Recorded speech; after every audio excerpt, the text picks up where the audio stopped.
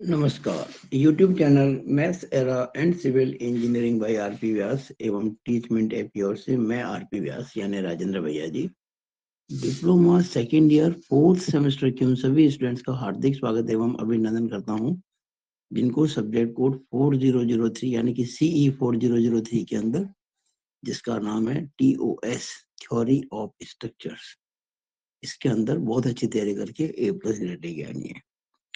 आप निश्चित रूप से ये प्राप्त करेंगे ग्रेड अगर मेरे वीडियोस को शुरू से आखिर तक देखेंगे और अपने खुद के नोट्स बनाएंगे और अपनी समस्याओं को व्हाट्सएप ग्रुप के माध्यम से सॉल्व करवाएंगे। शुरू करते हैं। ये मेरा वीडियो नंबर 2 है इस यूनिट पर। इसमें आज हम शुरू करते हैं। अभी जब कोई फ्रेम या ट्रस, जैसे मान लीजिए ये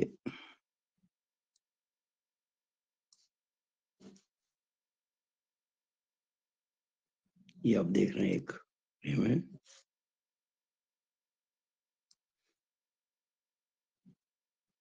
ये सपोर्ट है, यहाँ फोर्सेस लगे हुए हैं, मान लो W1 वेट, W2 वेट। अब क्या है कि ये सपोर्ट्स हैं, सॉरी ये तो क्या सपोर्ट है ए और बी, बाकी सब जॉइंट्स है ये। अच्छा, जो ए सपोर्ट है वो जॉइंट भी है। ये जॉइंट है पर सपोर्ट नहीं है, ये जॉइंट है सपोर्ट नहीं है, ये जॉइंट है सपोर्ट नहीं है। अब क्या होता है कि जब कभी फोर्सेस लगते हैं तो रिएक्शंस होती है आर ए आर बी। मैंने आर ए क्यों कहा, ए पर लग रही रिएक्शन, बी आर बी क्यों कहा, बी पर लग रही। अगर कई बार हमारे स्पॉन्ड को आप बी की जगह कुछ और नाम देते, डी कहते तो आर डी कहता। अब जब फोर्स लगता है तो मेंबर्स भी रिएक्ट करते हैं। ये सारे जो फोर्सेस है ना, ये जो मेंबर्स हैं, कितने मेंबर्स हैं, 1 2 3 4 5 6 7, इन मेंबर्स के अंदर भी फोर्स डेवलप होता है। देखिए ये जो मेंबर दिख रहा है आपको, ए बी, इसको मैंने सी कह दिया, इसको मैंने डी कह दिया, इसको मैंने ई कह दिया।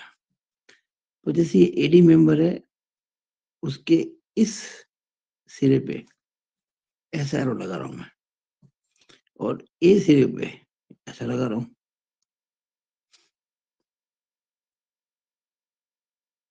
इसी तरह से जो ये सीवी है,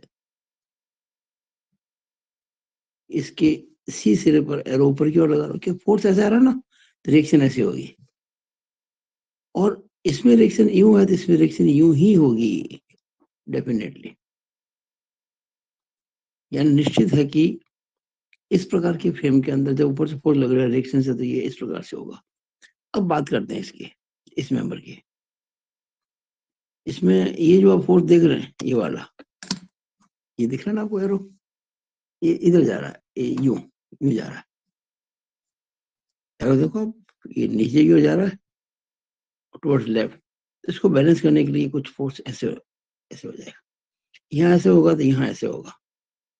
अभी हम कुछ अगले वीडियोस में बहुत अच्छे से इस बात को समझेंगे, तब आपको समझ में आएगा। अभी तो मैं कुछ विशेष समझाने के लिए ये एरो बना रहा हूँ। इस तरह इसकी बात करते हैं तो यहाँ ऐसे और ऐसे। अब यहाँ हम कुछ नहीं कर सकते एग्जैक्ट, अभी कुछ नहीं कर सकते एरो के। हाँ, ये जो 4 मेंबर मैंने बताया, इसमें तो निश्चित ऐसे ही होंगे। यहाँ कुछ नहीं कर सकते, मैं अभी एरो नहीं लगाऊंगा।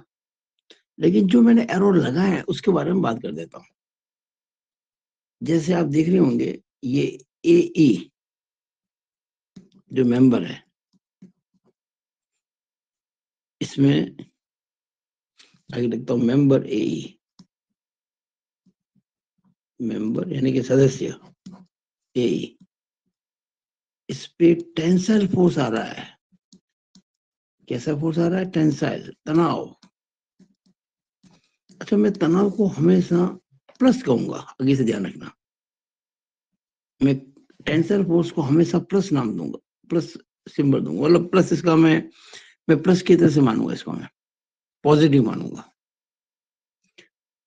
और ये जो ए में तनाव है, ऐसे बी में तनाव है, और ये जो एडी है ना, एडी, मेंबर एडी,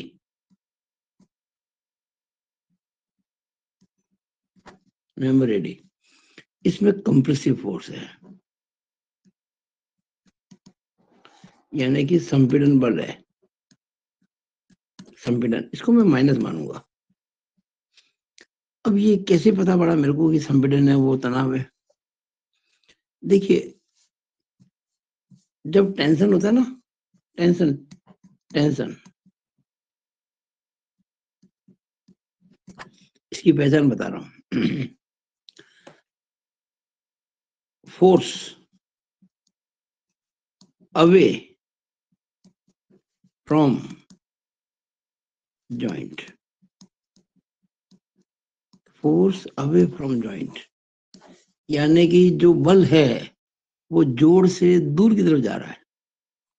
अब देखो, ये जोड़ है कि नहीं है, जॉइंट है कि नहीं है, और ये फोर्स मैंने बताया, ये फोर्स की जो डायरेक्शन है, अब एरो देखिएगा, एरो, इस एरो की जो नोक है ये उस साइड में है। तो इस जॉइंट पर देखेंगे ना, तो ये जो फोर्स आपको मैंने शो किया है, ये जॉइंट से दूर जा रहा है, अवे फ्रॉम जॉइंट, इसलिए ये टेंसाइल फोर्स है। अच्छा, ये भी देख लीजिएगा, मेंबर तो वही है, इस जॉइंट पे देखो, ये फोर्स मैंने ऐसे दिखाया है, एक्चुअली मेंबर एक ही है, फोर्स भी एक ही है, लेकिन इक्वल एंड ऑपोजिट। जैसे ये पेन पकड़ा मैंने, इस पेन को मैं खींच रहा हूँ, मान लीजिए जोर लगा के, तो ये इधर खींच रहा हूँ, वो उधर खींच, तो खींचा हो रहा है ये। लेकिन अगर मैं इसको ऐसे खींच रहा हूँ, पेन को पकड़ के बाहर की ओर खींच रहा हूँ, मान लो ये पेन नहीं होके कोई छोटी सी डोरी होती, पतली बिल्कुल, तो टूट जाती। पेन तो टूट नहीं रहा, क्योंकि इसका जो मटेरियल है उसने मेरे फोर्स के, मेरे द्वारा लगाए गए फोर्स का विरोध किया, अपोज किया उसको। तो ये जो मटेरियल है, इसके अंदर कुछ फोर्स डेवलप होगा, बल्कि कहना चाहिए रेजिस्टेंस, यानी कि प्रतिरोध उत्पन्न होगा, वो मेरे द्वारा लगाए गए फोर्स के अपोजिट होगा। मैंने फोर्स लगाया यूं, बाहर की तरफ खींच रहा हूँ इसको, ऐसे जोर से खींच रहा हूँ मैं, इसमें फोर्स होगा यूं, अंदर की तरफ।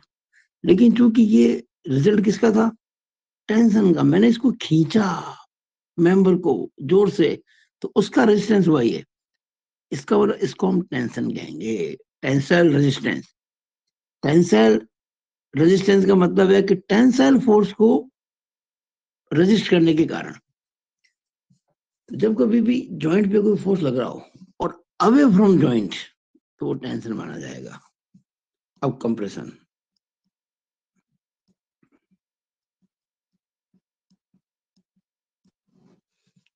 Towards the joint, force towards joint,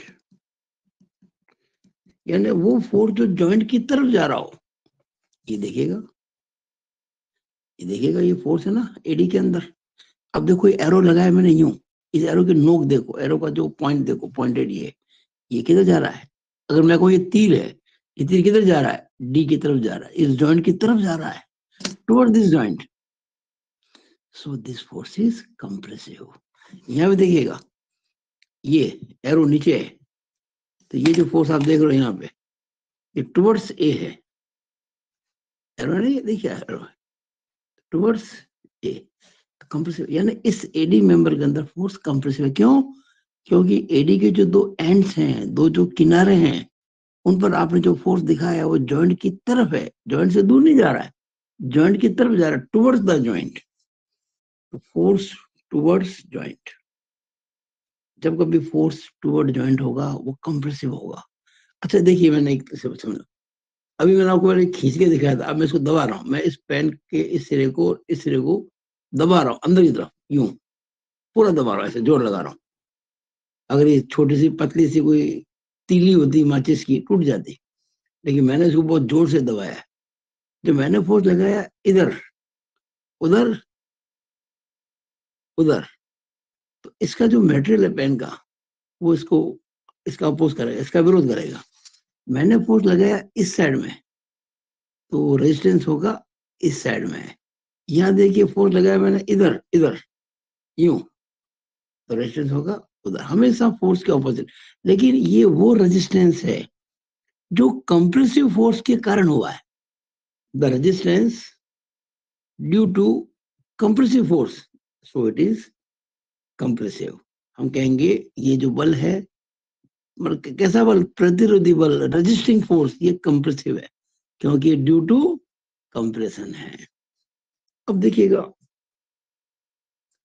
कई बार क्या होता है, स्टूडेंट्स दिमाग में बैठ जाता है, देखो ये एरो देखते हैं ना इस प्रकार का, देखो ऐसा लग रहा है जैसे कोई ये एरो इधर है, वो ये खींच रहा है। अरे नहीं भाई नहीं, ये कंप्रेशन है, क्योंकि एरो जॉइंट की तरफ है। जब एरो जॉइंट की तरफ होता है तो कंप्रेशन होता है। और ये इसमें कई बार ऐसा लगता है देखने मात्र से कि देखो ये यूं है, दोबारा, नो नो नो, गलती नहीं करे चाहिए। ये एक्चुअल फोर्स नहीं है, ये जो एरो लगा है ना, it is not actual force, it is resisting force. अगर एक्चुअल फोर्स बाहर की ओर होगा तो रेजिस्टेंस अंदर की ओर होगा, और चूंकि टेंसल फोर्स के कारण ही हुआ है, इसलिए इसको भी हम टेंसल ही कहेंगे।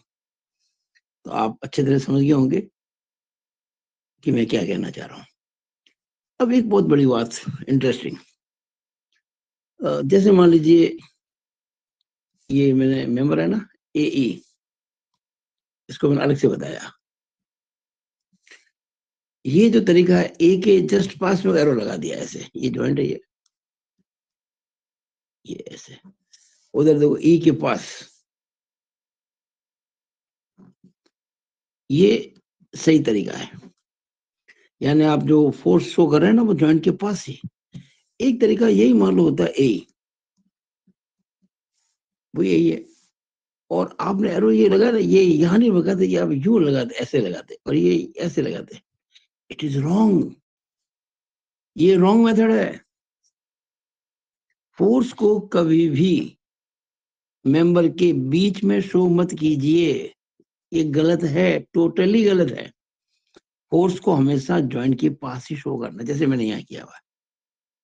तो it is correct represent, it is correct representation of tensile force, it is wrong representation. ये वाला अपनाना, ये नहीं अपनाना। तो मैंने आपको अभी क्या समझाया कि भाई जब फ्रेम के ऊपर फोर्सेस लगते हैं बाहर से, तो रिएक्शंस भी होती हैं। हर मेंबर में रेजिस्टिंग फोर्स डेवलप होता है। वो फोर्स दो प्रकार का हो सकता है, या तो टेंसाइल या कंप्रेसिव। अच्छा, कुछ ऐसे मेंबर भी हो सकते हैं जिनमें कोई फोर्स हो ही ना। अभी हम अगले वीडियो में इस बारे में चर्चा करेंगे। ओके, तो ये इस वीडियो का पहला हिस्सा मैंने बताया। अब आगे चलते हैं। ये मैंने बता दिया फोर्सेस के बारे में। फोर्सेस इन मेंबर्स, विभिन्न अवयवों में बल के बारे में बात की मैंने। अब करते हैं meaning of solving a frame. Meaning of solving a frame, किसी ढांचे को हल करने से तात्पर्य। कई बार एग्जाम कहते हैं इस फ्रेम को सॉल्व कीजिए, सॉल्व दिस फ्रेम, कहते हैं ना आपको, इस चित्र में दिखाए गए फ्रेम को हल कीजिए। अरे भाई मीनिंग क्या है, what is the meaning to solve a frame? तो दो बातें ध्यान रखना। अगर किसी फ्रेम को सॉल्व करना है, इसका तात्पर्य क्या है, इसका मीनिंग क्या है, समझो आप। प्रत्येक अवयव में बल का मान ज्ञात करना।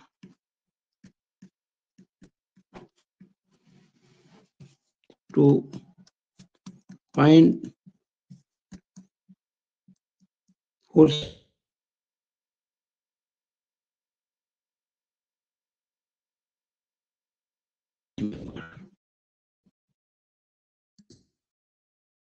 फाइंड में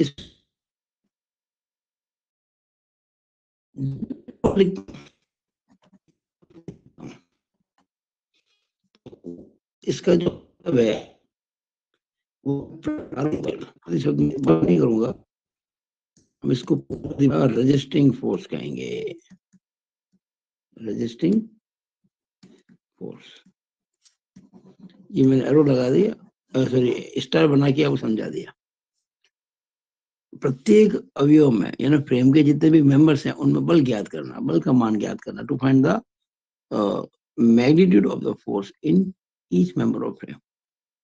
और लेकिन इस बल का मतलब है प्रतिरोध, ये अंडरस्टूड है, कहेंगे नहीं, आपसे क्वेश्चन भी पूछेंगे ना, कहेंगे विभिन्न अवयव में बल ज्ञात कीजिए, और भाई वो बल का मतलब प्रतिरोधी बल है, रेजिस्टिंग फोर्स है। दूसरा, इस बल की प्रकृति ज्ञात करना, आपने बल भी याद करने साथ में उसकी प्रकृति याद करनी पड़ेगी। इस बल की, कौन से बल की, जो आपने यहाँ याद किया नंबर 1 में, प्रकृति, to find nature of the force, nature of the force, to find FIND, to find nature of the force. वो नेचर दो ही होती है, या तो टेंशन होगा या कंप्रेशन होगा। यानी आपको फ्रेम के प्रत्येक मेंबर में फोर्स भी याद करना है और उसकी नेचर क्या है वो भी याद करनी है। अच्छा, कई बार मैंने कहा ना कोई फोर्स होता ही नहीं है तो नेचर कुछ नहीं होगी, डैश आ जाएगा। जैसे एक छोटा एग्जांपल दूं आपको मैं, मान लीजिए किसी फ्रेम के अंदर आपको जब फ्रेम सॉल्व करना होता है ना, और आप जब पूरा सॉल्व कर देंगे फ्रेम को, तब आपको ये करना चाहिए, यहाँ लगाना चाहिए सीरियल नंबर, यहाँ आएगा मेंबर,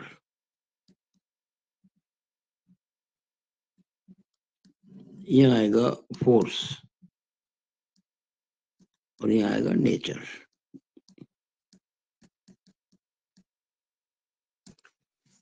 जब मान लीजिए डैश डैश कर देता हूँ, मेंबर ज्यादा भी हो सकते हैं, जैसे मैंने कह दिया 1 2, हो सकता है कुल मिला के जे मान लो उसका 5 है, 2J, 2 5 10 7 हो सकता है कि 7 मेंबर्स हो, 1 2 6 7, बीच में 3 4 5 होंगे। अब यहाँ आपको मेंबर का नाम देना पड़ेगा, कौन सा मेंबर है, नाम देना पड़ेगा, है ना, AEB, इस प्रकार से जो भी है।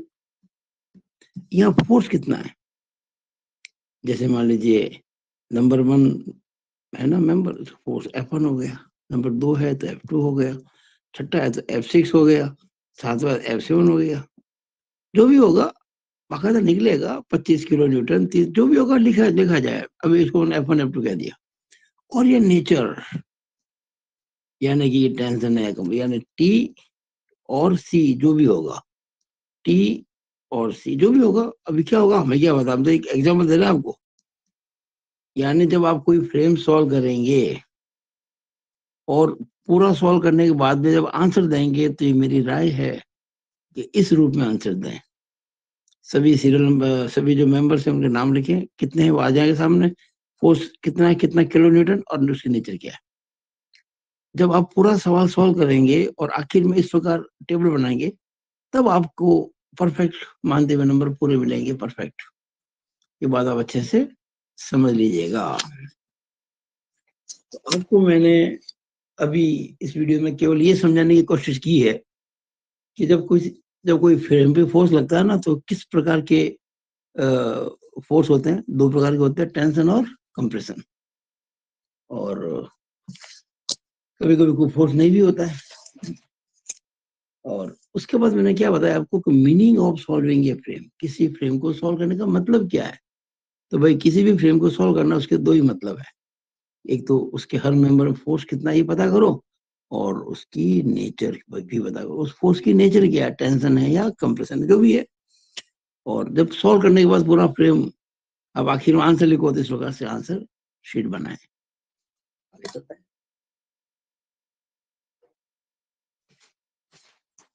तो ये पेज नंबर 3, पहले वीडियो में 2 पेज थे, इसमें तीसरा है, ये पेज नंबर 4 हो गया।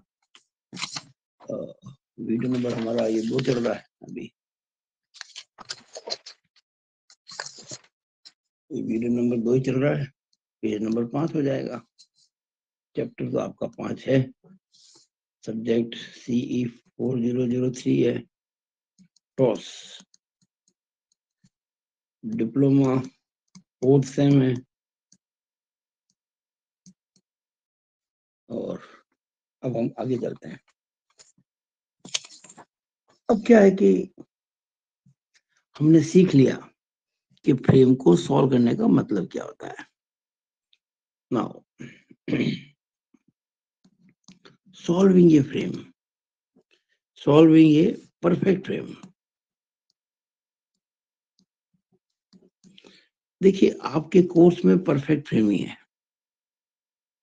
फ्रेम तो मैंने कहा ना 3 तरीके होते हैं, परफेक्ट, इम्परफेक्ट और रिडंडेंट, लेकिन आपके कोर्स में परफेक्ट फ्रेम को सॉल्व करना ही है। तो सॉल्विंग ए परफेक्ट फ्रेम, किसी पूर्ण ढांचे को, किसी पूर्ण ढांचे को हल करना। भाई हल करने का मतलब तो मैंने बता दिया आपको, फोर्स और उसके नेचर निकालना। Solving a perfect frame, there are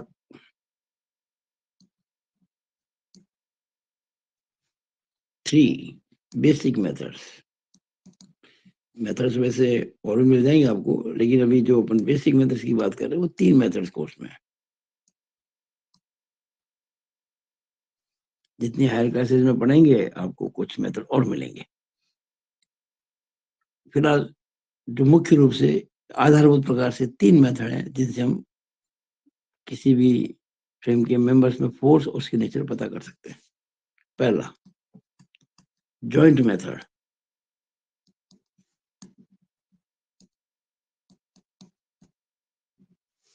इसे कहते हैं हिंदी में जोड़ विधि। दूसरा कहलाता है सेक्शन मेथड,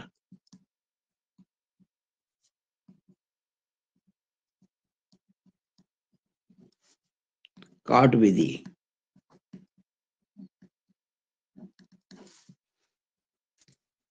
तीसरा कहलाता है ग्राफिकल मेथड। जब भी कभी इस प्रकार का प्रश्न आता है कि किसी फ्रेम को सॉल्व करने के तरीके बताइए, तो आप ये 3 तरीके लिखेंगे, यानी कि लेखा चित्रीय विधि, लेखा चित्रीय विधि।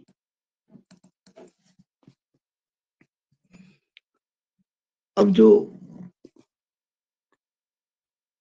मैं आपको ये कहना चाहूंगा कि इस वीडियो को वो स्टूडेंट भी देख रहे हैं जो वार्षिक पद्धति में पढ़ाई कर रहे हैं, annual scheme.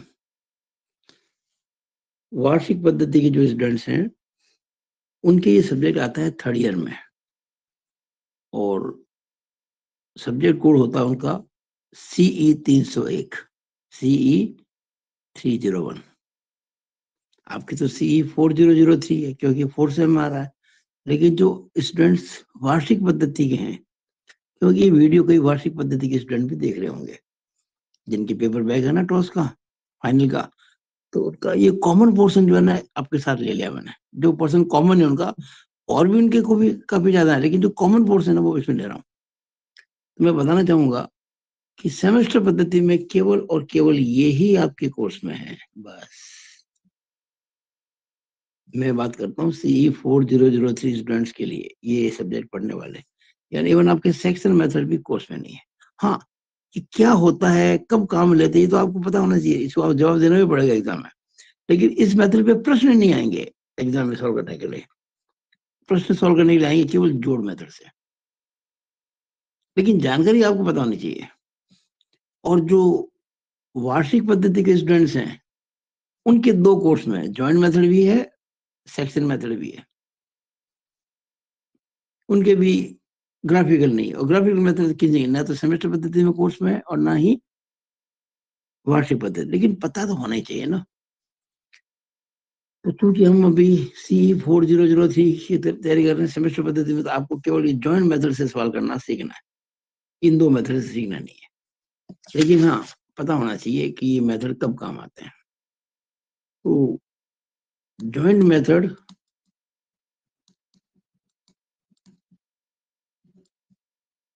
And graphical method,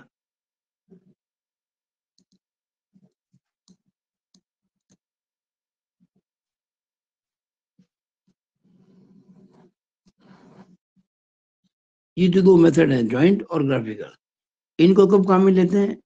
जब पूरा फ्रेम सॉल्व करना हो, when whole frame is to be solve. जैसे फ्रेम के अंदर मान लीजिए जॉइंट अगर मान लेते 5 2 5 10 में 3 के साथ, अगर सातों मेंबर में फोर्स निकालना हो, सातों मेंबर्स में, तो हम जॉइंट मेथड या ग्राफिक मेथड काम में लेंगे। जितने मेंबर्स है ना फ्रेम के अंदर, उन सभी के अंदर फोर्स पता करना हो, तब ये दो मेथड काम में लेते हैं नॉर्मली। उसमें भी जॉइंट मेथड बहुत इजी है।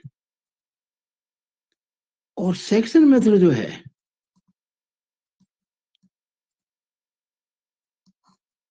ये तब काम में लेते हैं जब कुछ ही मेंबर से फोर्स निकालना हो। जैसे मान लीजिए मेंबर, मान लीजिए इसमें फ्रेम के अंदर जॉइंट है 8, तो मेंबर कितने होंगे? 2J-3 परफेक्ट फ्रेम है, 2 8 16 में 3 गए तो 13, तो 13 मेंबर्स होंगे। और आपको कहा जाए पर्टिकुलर 2 या 3 मेंबर्स के अंदर 4 मेंबर्स, तो इन 3 या 4 मेंबर्स फोर्स याद करो, find the force in this 2 3 और 4 मेंबर्स, यानी कुछ ही मेंबर्स में निकालना हो, तो फिर हम क्यों अनावश्यक सब फोर्स निकालें? तो उस केस में सेक्शन मेथड ही काम आता है। When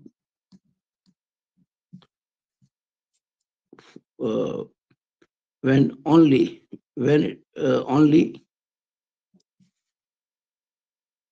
few members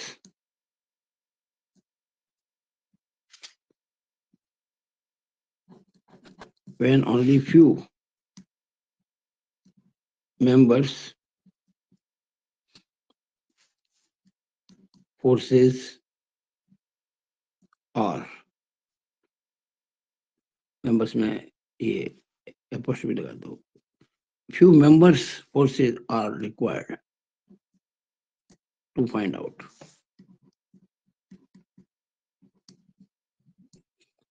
when only few members forces are required to find out, यानी जब कुछ ही, नॉर्मली मिनिमम 2 तो कहते ही हैं, 2 से लेकर 4 मेंबर तक कहते, ज्यादातर 3, लेकिन मिनिमम 2 मैक्सिमम 4, इससे ज्यादा नहीं कहते हैं। जब कुछ ही मेंबर्स में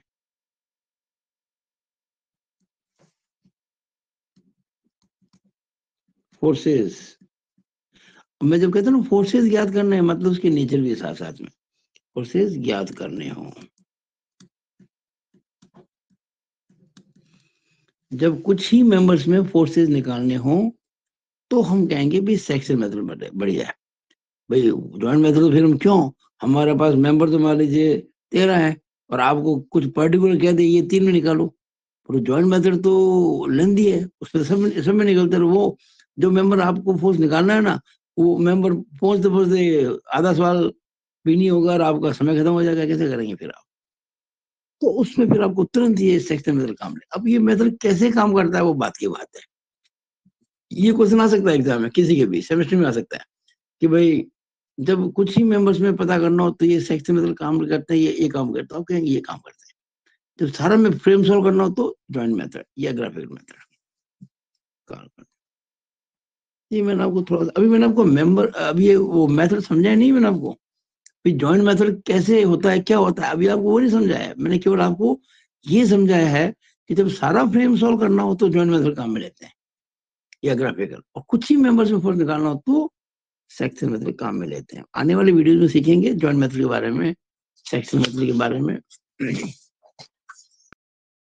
अब है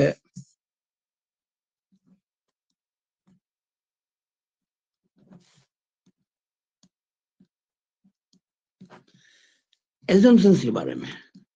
एजम्पशंस, मान्यताएं।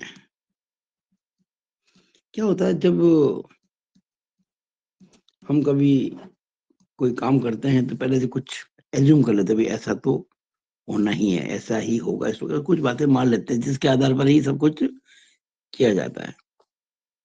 यानी हम जब ये मेथड लगाते हैं, जॉइंट मेथड, सेक्शन मेथड, तो जब सॉल्व करते हैं ना, बाकायदा जब कैलकुलेशन करते हैं तो हम कुछ बातें एज्यूम करके उसको करते हैं, ऐसा मानना, हालांकि ऐसा होता नहीं है, लेकिन वो मान के ही किया जाता है आदर्श परिस्थिति के हिसाब से। तो आपको एजम्पशन के बारे में जानकारी होनी चाहिए। कई बच्चे बड़ी हमें क्वेश्चन करते, सर हम इंग्लिश मीडियम के, हमको इंग्लिश समझाइए। अब इंग्लिश और हिंदी दोनों साथ साथ लिखना समय लगता है, तो मैंने इसका एक तरीका सोचा है अभी आप लोगों के लिए। मैं इंग्लिश में लिखा हुआ है उसको समझाता हूँ और उसको हिंदी में लिख देता हूँ, देखिएगा।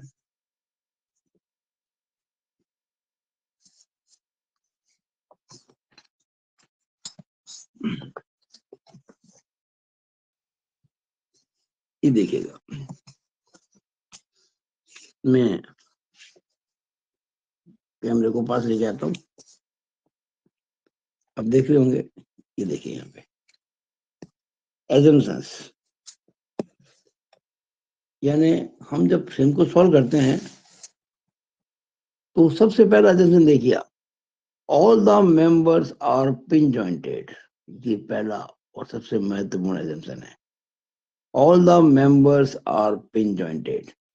यानी जितने भी मेंबर्स हैं वो पिन जॉइंटेड, मतलब जो जॉइंट है वो पिन है, यानी कि हिंज्ड है, फिक्स्ड नहीं है, रोलर पर भी नहीं है। जितने भी जॉइंट है वो कीलित हैं। कैसे हैं? कीलित हैं, पिन जॉइंट है, फिक्स्ड नहीं है। हालांकि ऐसा एक्चुअल में होता नहीं है। एक्चुअल जब फील्ड की बात चलती है तो वहां पे बहुत ज्यादा वेल्डिंग होती है, बड़े बड़े बोल्ट लगते हैं, जॉइंट होता है रिजिड। लेकिन हम जब कैलकुलेशन करते हैं ना, तो ये मान के करते हैं। अब आप पूछेंगे ऐसा क्यों सर? तो ये बात हम जब डिजाइन करेंगे तब आपको बताएंगे, जब कोई डिजाइन की बात आई तो बताएंगे। हम तो ये क्या क्या करते हैं कि कितना फोर्स लग सकता है, मैक्सिमम लगता नहीं लगता अलग बात हो गई, लेकिन कितना लग सकता है तो हम अधिकतम मान के चलते हैं। और जब हम ये हिंज मानते हैं ना, तो मैक्सिमम पॉसिबल फोर्स आता है। तो सबसे पहला आपको लिखना है कि all the members are pin jointed, यानी कि जो जॉइंट है सारे हिंज्ड हैं, ये पहला। दूसरा, frame is loaded only at the joints, यानी कि फ्रेम पर जॉइंट पर ही फोर्स लगता है, दो जॉइंट के बीच में मेंबर पर फोर्स नहीं लगा। हालांकि एक्चुअल में ऐसा नहीं होता है, फोर्स आता है तो कोई पूछ थोड़ी अगर मैं यहाँ लग रहा हूँ, कहीं भी लग सकता है। लेकिन हमारा एजम्पशन है कि केवल जॉइंट पर ही फोर्स लग रहे हैं। तीसरा, the frame is a perfect one, यानी हम ये मान के चलते हैं कि फ्रेम परफेक्ट है, यानी कि n is equal to 2j-3। आगे चलिए, क्योंकि कई बार ये 3-3 नंबर के क्वेश्चन आ जाते हैं आपके। आगे क्या है देखिए, the weight of the members. भाई ये जो फ्रेम के मेंबर है ना, हालांकि स्टील का फ्रेम है तो उसमें मेंबर्स आएंगे। जैसे मान लो पूरी ट्रस है, लोहे की ट्रस है, जो काम लेते हैं उसका वजन देखेंगे आप पूरी ट्रस का, ये थोड़ी कोई 2-4 किलो होगा, वो कई टन होगा। लेकिन उसका जो मेंबर है दो जॉइंट के बीच में, हो सकता है वो 12-15 किलो हो, 20 किलो, 25 किलो, 30 किलो। भारी तो होता है, हल्का तो होता है, नहीं रुई तो है नहीं, लोहा है। लेकिन क्या होता है कि जो फ्रेम के ऊपर फोर्सेस लगते हैं ना टनों में, 200 टन, 300 टन, अगर बात करूं किलो न्यूटन की, तो वैसे 1 टन में होते हैं 10 किलो न्यूटन। मान ली फोर्स लग रहा है 25 kilo Newton, 40 kilo Newton, 60 kilo Newton, 100 kilo Newton. उन फोर्सेस की तुलना में जो वेट है किसका, मेंबर्स का, वो अपन मानते हैं नेग्लिजिबल है, नगण्य है। तो ये मान सकते हम, ये मानते एक्चुअली हम मेंबर्स के फोर्स को मान के चलते नहीं, हालांकि होता है, लेकिन कैलकुलेशन के अंदर उसको अपन नेग्लेक्ट कर देते हैं, क्योंकि एक्सटर्नल फोर्सेस की कंपेरिजन में वो नगण्य होता है। अरे भाई, 1000 रुपए के सामने अगर कोई 2 रुपए सिक्का सिक्का रख दे तो क्या होगा? नगण्य होगा ना, वो नेग्लिजिबल होगा, वो चीज है। ये आप ध्यान रखें इस चीज को। क्या है, एक बार फिर पढ़ देता हूं मैं इसको, फिर मैं हिंदी में लिख दूंगा। The weight of the members unless stated otherwise, जब तक कि इसके बारे में कोई पूर्व सोचना ना हो, इज रिगार्डेड एज, क्या, एज नेग्लेक्टिंग, देखा नहीं यहाँ पे, यहाँ पर देखिए यहाँ पे, ये देखिए नेग्लिजिबल, क्या लिखा हुआ है, ये मोबाइल हिल रहा है जरा, देखेंगे तो देखिएगा, वो negligible in comparison, in comparison with the other external forces or loads acting on the trust, यानी कि जो मेंबर्स का खुद का वजन है, वो बाहर जो फोर्सेस लग रहे हैं उनके कंपेरिजन में नगण्य है, यानी हम इसको कैलकुलेशन के काम नहीं लेंगे। तो ये 4 मेन एजम्पशंस है, अगर आप लिखेंगे तो आपको 3 नंबर मिल जाएंगे। अब मैं आपको ये हिंदी में लिख देता हूँ, देखिएगा। पहला पहला क्या था इसके अंदर, पहला ये था हमारा,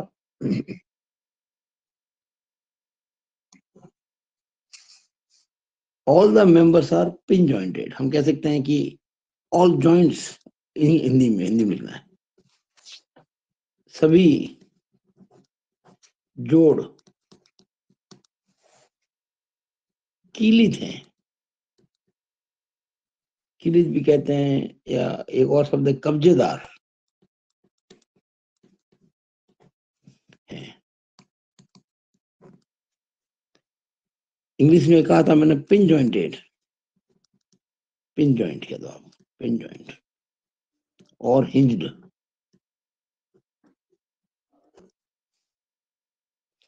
नंबर 2, फोर्सेस, फिर इंग्लिश लिख दिया मैंने, बल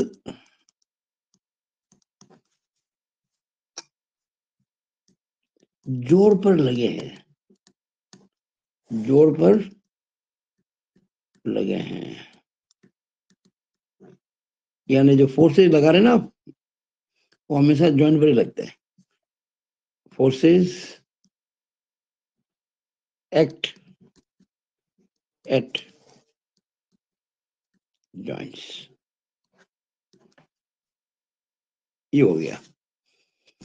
तो पहला तो क्या हो गया, जॉइंट जो है वो सारे पिन जॉइंट है, यानी कि हिंज है। दूसरा क्या हो गया कि जो फोर्स है वो जॉइंट पर लगे हैं। तीसरा जो है ढांचा आदर्श है, कैसा है, आदर्श, या हम कहते हैं ना पूर्ण ढांचा है, पूर्ण है, ढांचा पूर्ण है, यानी कि frame is perfect, frame is ideal, क्या दो आप, आइडियल और परफेक्ट।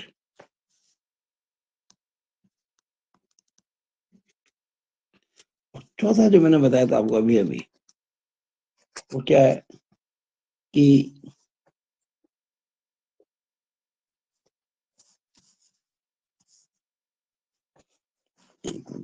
कैमरा थोड़ा सही कर देता हूँ।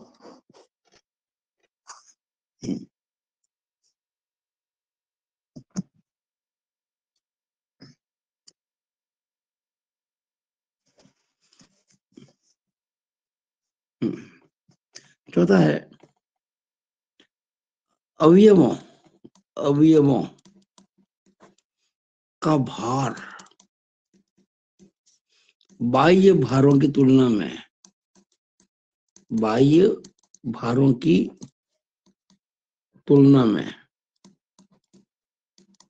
नगण्य है। बस ये 4 इसके मान्यता है। इन मान्यताओं के बेस पर हम सारी कैलकुलेशंस करते हैं। तो मैं अपनी बात को यहीं पे समाप्त करूंगा इस वीडियो के अंदर। मैंने आपको काफी शॉर्ट में और बहुत ही सरल तरीके से हर बात को समझाने की कोशिश की है। अब मैं इस अपनी कोशिश में कितना कामयाब होता हूँ ये समय बताएगा। मुझे आशा है कि आप लोगों ने अच्छे से हर चीज को समझा होगा और आप अपने हाथ से नोट्स जरूर बनाएंगे, क्योंकि जब तक आप नोट्स नहीं बनाएंगे ना तब तक कुछ मतलब नहीं बात होगा। और धीरे धीरे आपको मेरे अच्छे अच्छे वीडियोस आगे मिलते रहेंगे। और इसी के साथ मैं इस वीडियो को यहीं पे समाप्त करता हूँ। It is all over about this video. Thank you.